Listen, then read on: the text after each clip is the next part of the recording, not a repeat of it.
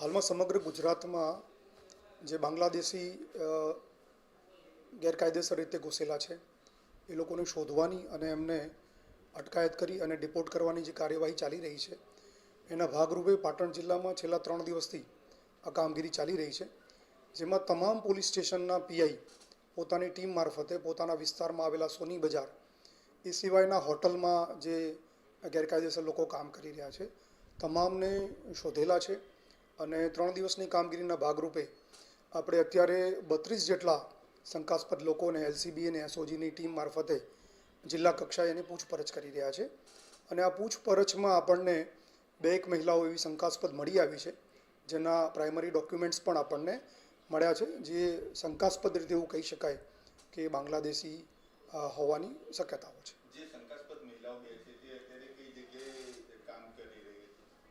બંને જે મહિલાઓ છે એ પાટણ ખાતેની હોટલમાં કામગીરી કરી રહેલી હતી અને અમે ત્યાંથી જ એમને લઈ આવેલા છીએ. પાટણમાં તપાસ બાદ અન્ય વિસ્તારોમાં કાર્યવાહી જરૂરી, તંત્ર સામે સતર્કતાના પ્રશ્ન. પાટણ શહેરમાં એલસીબી અને સ્થાનિક પોલીસ દ્વારા હાથ ધરાયેલ વિદેશી નાગરિકોની તપાસમાં 32 શંકાસ્પદ લોકો મળ્યા બાદ હવે અન્ય તાલુકાઓમાં પણ તપાસની માંગ ઉઠી છે. રાધનપુર, સાંતલપુર, સમી અને વારાહી જેવા વિસ્તારોમાં ચાલતા ખાનગી ગેસ્ટ હાઉસ તથા સ્પા સેન્ટર અને અન્ય જગ્યાઓમાં વિદેશી નાગરિકોની હાજરીની શક્યતા છતાં તંત્ર હજુ સુધી નિષ્ક્રિય જોવા મળી રહ્યું છે. જાહેર સુરક્ષા અને કાયદેસર વહીવટને ધ્યાનમાં લેતા હવે પાટણની બહારના વિસ્તારોમાં પણ તાત્કાલિક અને વ્યાપક તપાસ જરૂરી બની છે.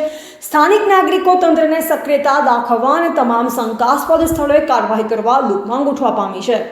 એજીપી ન્યૂઝ ઇન્ડિયા હંમેશા સત્યની સાથે.